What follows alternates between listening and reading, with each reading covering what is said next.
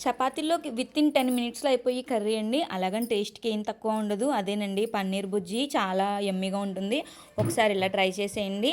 ముందుగా పాన్ పెట్టుకుని అందులో ఆయిల్ వేసుకుని ఆవాలు, జీలకర్ర, కరివేపాకు, పచ్చిమిరపకాయ అవి వేగాక ఉల్లిపాయలు వేసుకోండి. అవి కూడా కొంచెం వేగాక అల్లం వెల్లుల్లి పేస్ట్ వేసుకోండి. ఇవి వేగుతూ లోపల పన్నీర్ అయితే ఉంటుంది కదా, అదైతే తురుము తీసుకోండి ఇలాగా.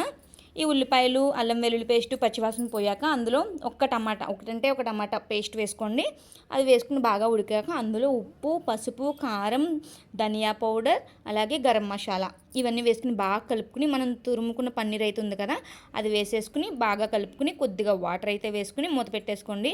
అంతేనండి, చాలా టేస్టీగా ఉంటుంది. లాస్ట్లో అయితే కొత్తిమీర జల్లుకుని దింపేసుకోండి. చాలా టేస్టీ అండ్ ఎమ్మీ అండి. పన్నీర్ ఇష్టం లేని వాళ్ళు కూడా తింటారు, అంత బాగుంది కర్రీ.